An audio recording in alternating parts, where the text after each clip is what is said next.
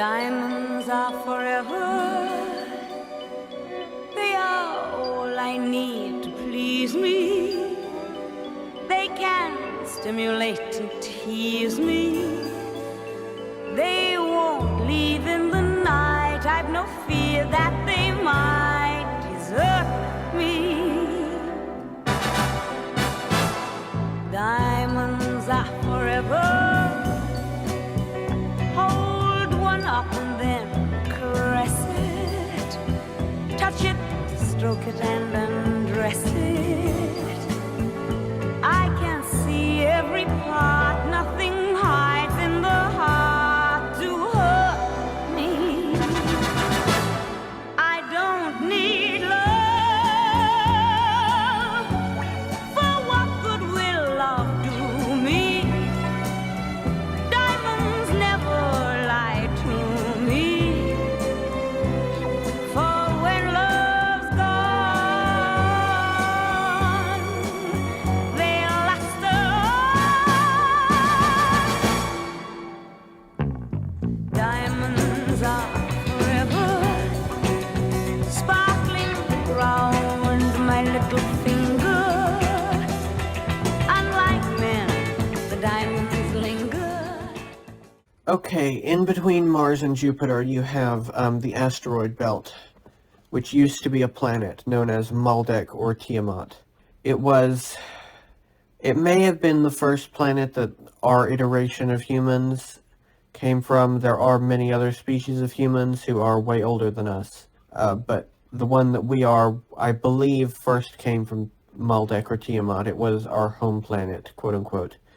It was a mixed bag of a place. In some places it was very peaceful, spiritual, relaxed, all that. In other places it was a hub of what we today would call Satanism, or satanic ritual abuse, and violence and all of that. To this day, people are often transported back in time to that period to be sacrificed or to partake in rituals. I know that there were pyramids there, massive white pyramids that housed all sorts of technologies that we in Montauk would go in and raid. And eventually, in the Orion War, it was destroyed. And nowadays, it is essentially a giant hub of mining and organized crime and piracy. The Asteroid Belt is.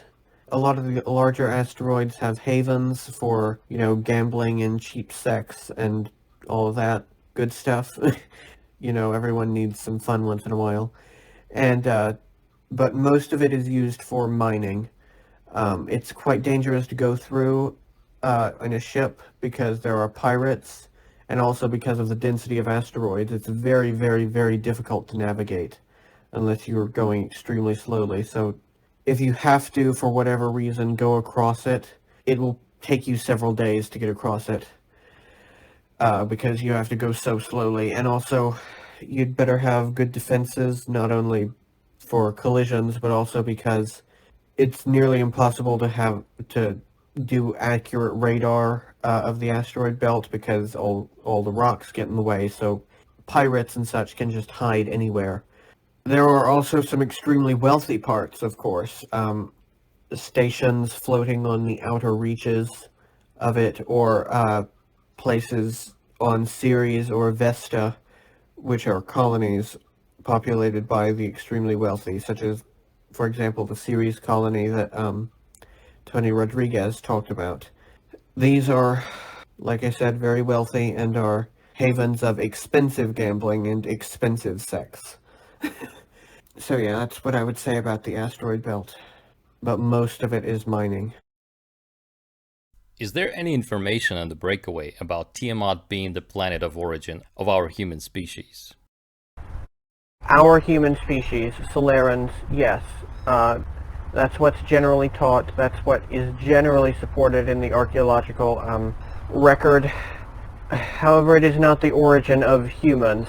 Humans, the first humans, are from the Lyra constellation, and they were around many millions of years ago, long before anyone had ever settled or even discovered this solar system we live in.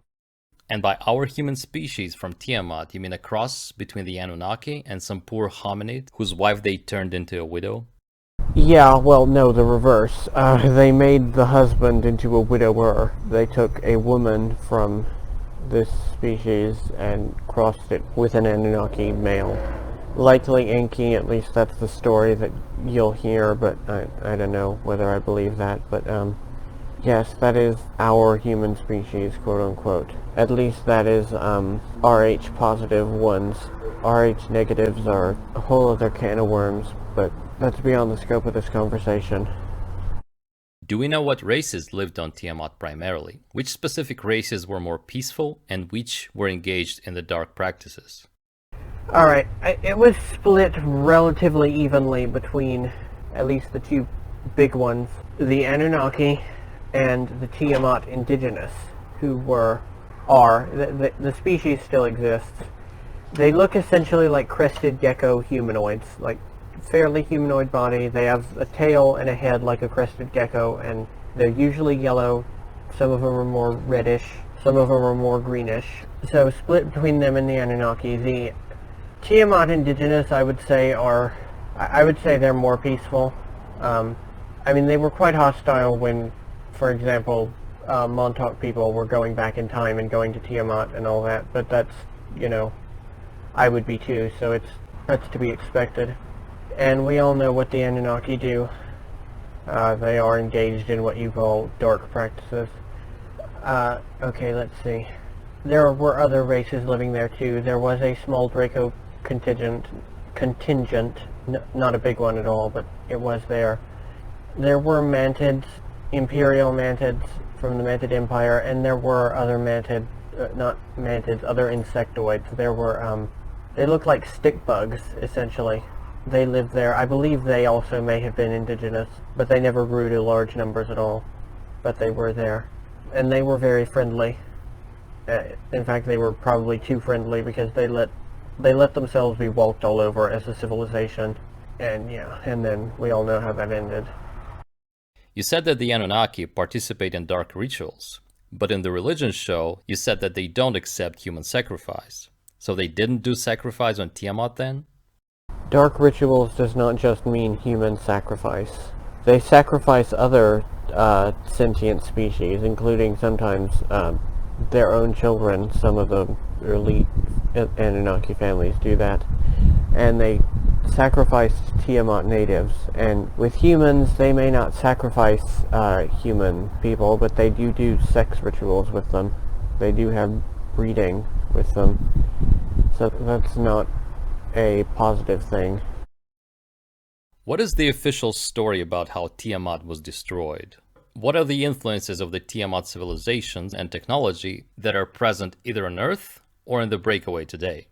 It was during the Orion Wars, I would say probably about 50,000 years ago, or thereabouts, and the Draco were using it as their main forward operating base for this sector. And so the Lyrans attacked it. They pelted it with rocks. Penny has talked about how they do that, and yeah, it's a very effective system. They just dropped rocks on it until eventually the planet cracked and broke into pieces and became the asteroid belt that we all know and love today. What are the influences of the Tiamat civilizations and technology that are present either on Earth or in the Breakaway today? I would say the big one is the glass pads. Everyone talks about the glass pads, everyone remembers the glass pads, everyone used the glass pads in all the factions, like everyone, right? Those came from Tiamat, actually. Yeah, by going, usual thing, going back in time and finding stuff there and stealing it and reverse engineering it. And nowadays they usually get the diamonds to make the glass pads from the remains of Tiamat. So yeah, it's usually if you're holding a glass pad, you're holding a little piece of Tiamat, both literally and figuratively. When did the asteroid mining start by the ICC? Well, okay, the ICC, first of all, is not entirely a legitimate term. It's not in and of itself an organization. It's just a bunch of corporations who loosely associate with each other. But mining of the asteroid belts itself started in the 1940s, or maybe even late 1930s. It's been going on for quite a while. Corporate involvement began, I would say, in the 60s. Who and how did the asteroid mining in the 1930s and 40s? Germans, of course, and Japanese.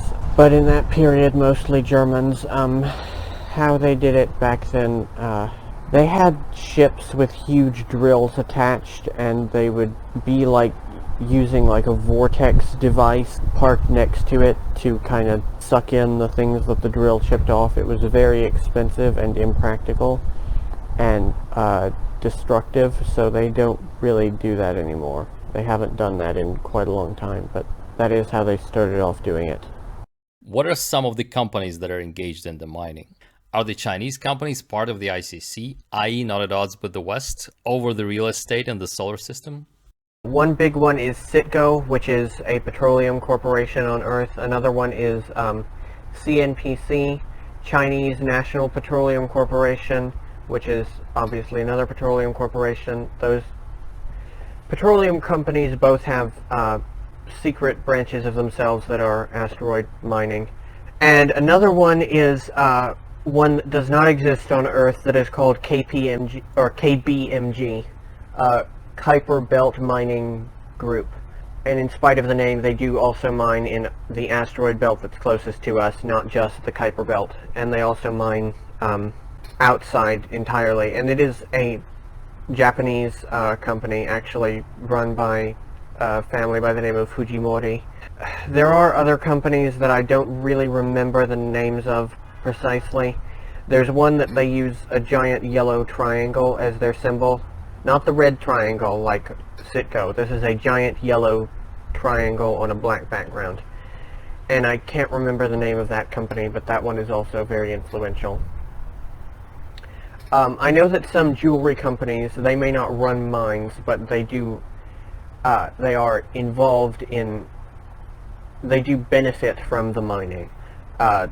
Such as Seiko watch company, Zales diamond company, and there's another diamond company that only exists in the Breakaway, and I don't remember the name of it, but it is a sub-branch of Kruger that that is involved in making and selling jewelry.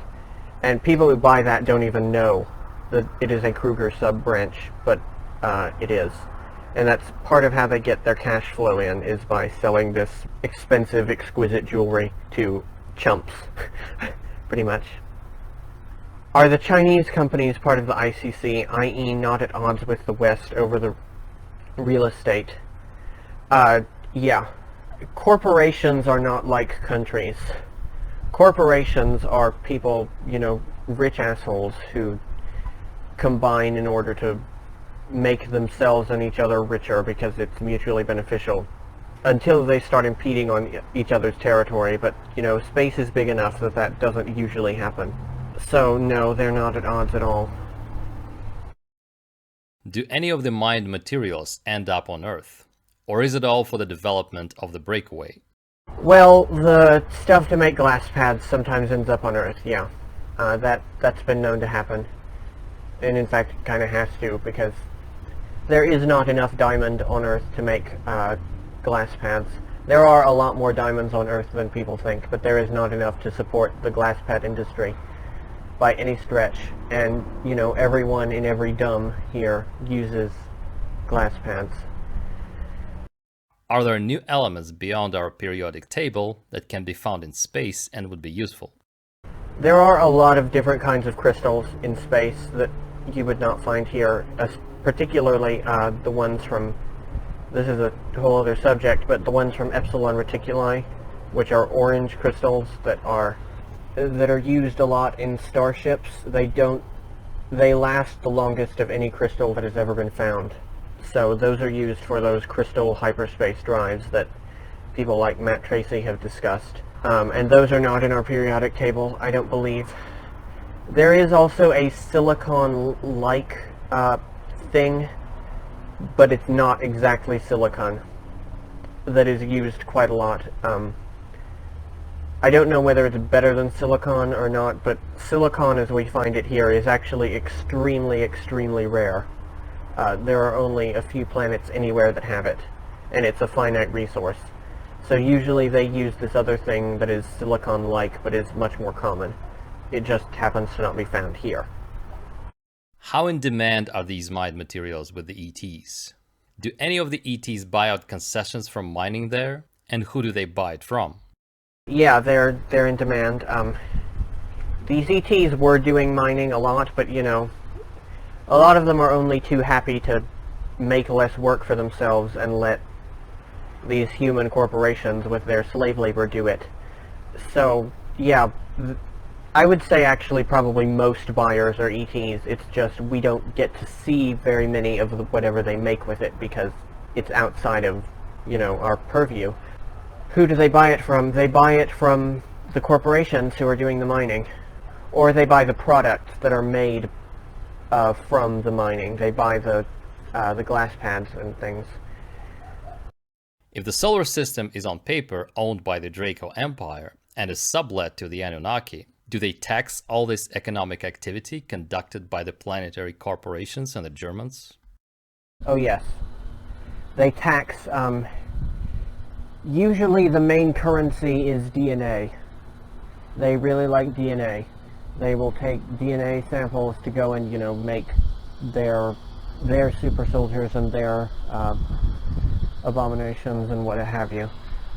And they'll also take a cut of the, what do you call it, the yield of whatever gets mined. They do get a cut of that automatically. That is their cut and is non-negotiable. So yeah, there is taxation, definitely. Is the asteroid belt formally under some singular authority or multiple authorities? For instance, do the Germans lease Ceres from the Draco or someone else? Or do they formally own it without paying the lease fees? In theory, everything is leased from the Draco, except for Vesta. Vesta is owned outright by the Germans. They have purchased it completely, and it is entirely their sovereign territory. And it's also the only, like, kind of stable-ish place in the belt. The rest is a Wild West. Free-for-all, just, like, insanity. People are constantly murdering each other. It's, you know, it's not a good time, to say the least. How do different groups take over specific areas in the belt and manage to keep it? Have there been any major conflicts over the resources in the solar system? All the time. There is, I mentioned it in the last thing, there is constant fighting. There are frequent slave revolts that go nowhere.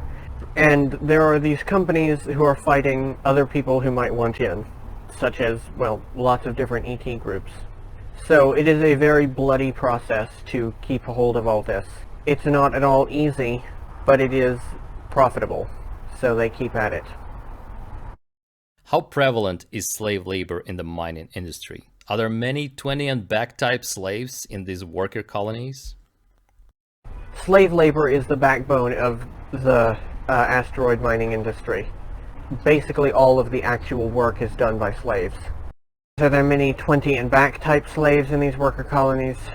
I rather doubt it. I think these are people these are like born colonials who have been enslaved and were born to other slaves, essentially. That's what I think. Which ET groups are the most notorious for the pirate activities in those parts? That would be the Iclonians, and I will have to give credit to this individual for actually telling me the name of this species, because I would not have known the name of this species, Tomas Alvin. He did tell me the name of this species. But these are lizard people that are about 4 feet tall. They have long prehensile tails. They're usually a light green color. Some of them are a light brown. There's a few that are actually a really deep dark red color. Those are very rare. And they walk on their back legs, but at high speed they will get down on all fours to move. And they are notorious for piracy. And so we often actually use their services also as pirates. They're spread throughout the galaxy by now. So like everywhere that there's like scrapping to be done, you'll find someone who's hired a ship full of those guys to do it, because they're experts at stripping things down and cannibalizing them for parts and all of that. Now, there are also Aldebaranite pirates, not in as large numbers, but there are Aldebaranite pirates, and they're quite nasty, and generally, if you see an Aldebaranite pirate ship heading towards you, you're not supposed to engage. You're supposed to, if you can jump out immediately, do, and if you can't, you let them come and take your stuff, because you're not going to win in a fight against them. Are there human pirates as well? And if yes, have they no honor? Yeah, there are human pirates. Plenty of them. That's not at all an uncommon thing that you'll hear about. That another ship full of Solarans took your yield of diamonds or whatever. That's a pretty normal thing. And have they no honor? I'm gonna say that most of them do not. I'm sure some of them do. Like, there are some who really are like Robin Hood types. That's very rare, but it does exist, so those guys, I would say, have some degree of honor, but most of them do not. What are the protocols for encountering pirates? The protocol is usually fire and defend your bounty at all costs, or your yield. It's not a bounty. Your yield of whatever it is you've just mined, or whatever someone else has just mined and you picked it up. You defend that at all costs and get back to the delivery point as soon as possible. Unless, like I mentioned, it's Aldebaranite pirates. If your ship has warp capabilities or portaling capabilities, use that to get out immediately. If your ship does not, which a great many ships in the belt don't, then you pretty much have no choice but to let them come and steal your stuff. Because otherwise, yeah, if you get in a fight with them, it's not going to end well. And wait, isn't our Solar Wardens supposed to guard the system against those troublemakers at all times? Most of the time they're paid off and they are in league with the troublemakers. Solar Warden's purpose is not to protect anything. Solar Warden's purpose is to drag World War II into space, as Penny has said before. Now, you can make your arguments as to whether or not that might be kind of a good pursuit, but the fact remains that is what they're there for. Their protection of such as it is, which is not much, is a byproduct of that. So yeah. Do you know the main purpose of the Ceres colony as a whole? And what are its main industries? Its purpose and industry are to be essentially a free-for-all, adults-only playground. That is, there's very few laws. They enforce laws against having child prostitutes, but that's pretty much the only thing that's really enforced there. And so yeah, its main industries are things around that. Prostitution, gambling, extreme like adventure sports and like adventure tourism. Those are its main industries. And also there's amusement parks and stuff there too, interestingly. Do you know the origin of the tall humanoid race that ran various businesses on Ceres? No. Educated guess, probably tall whites, actually. Or they were actually human, or Solaran humans, but they were enhanced and had maybe been hybridized somewhat in order to adapt to the lower gravity, and so they wound up being, you know, really tall. Those would be my best guesses, but I don't know for sure. What are some other prominent colonies and bases in the belts? The other big one that I know of is Vesta. Vesta has mostly been hollowed out. It was hollowed out probably like thousands of years ago, and is now a completely sovereign German area. And it's very regimented and very political, I guess. It's where a lot of the politics of what happens in the solar system are dictated. You know, normal German citizens oftentimes don't even know that it exists because they're not really supposed to know anything about their politics.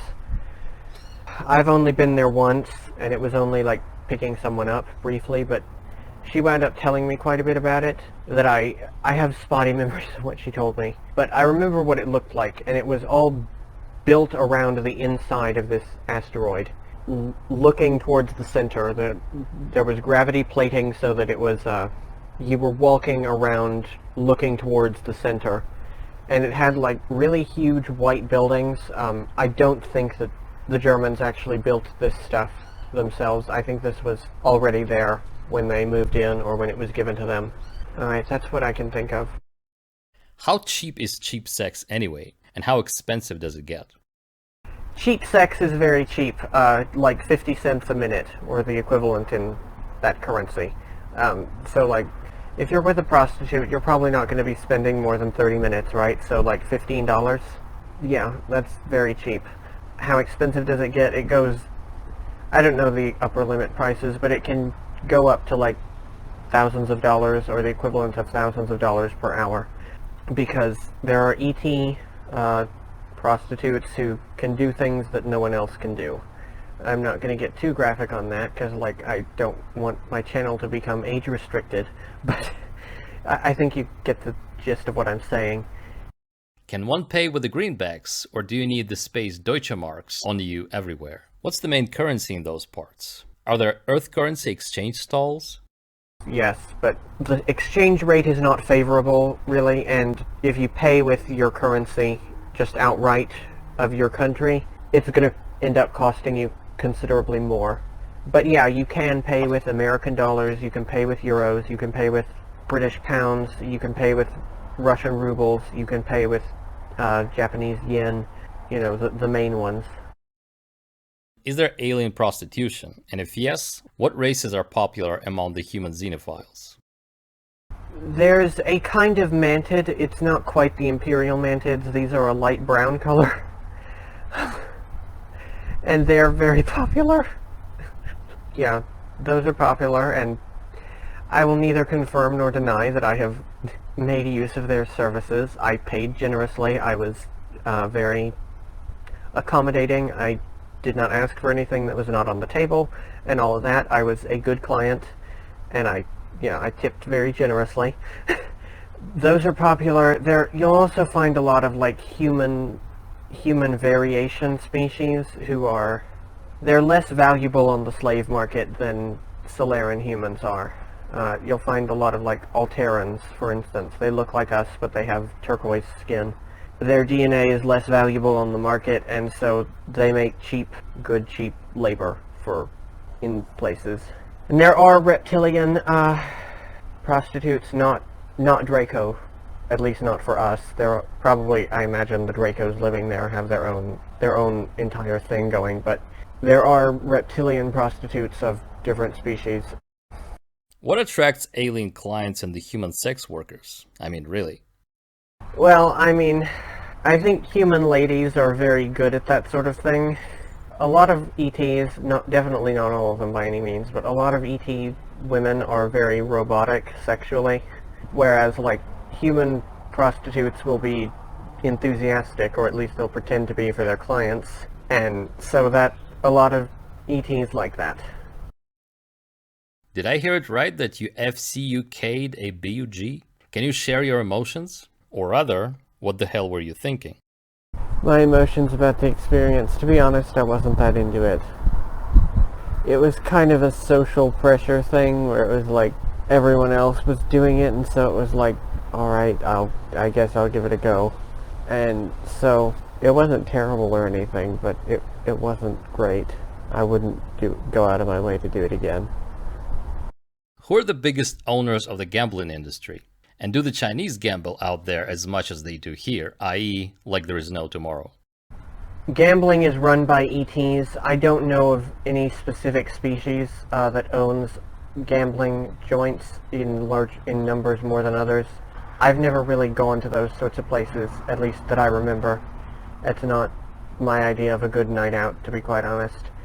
And do the Chinese gamble out there as much as they do here, i.e. like there is no tomorrow? Yeah, of course they do. You know, it's part of the culture.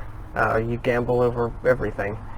They might not necessarily always be gambling with money, although they do that plenty too, but they gamble with whatever they have, with diamonds or with DNA samples that can then be sold off to someone, you know, whatever they've got on hand. Yeah, they gamble. Plenty. And lastly, if I don't gamble and am happily married, would I be able to find a place in the belt to contemplate the beauty of space and our fleeting existence? Are there ashrams and meditation centers there with a good view? No. Just to put it simply, no. The belt is not the place for you if you want a peaceful existence. It is a a frenetic hell zone, a frenetic icy hell zone. Yeah, you're not gonna have a good time unless you're very rich and all of that. So yeah, that's what I'm gonna say about that.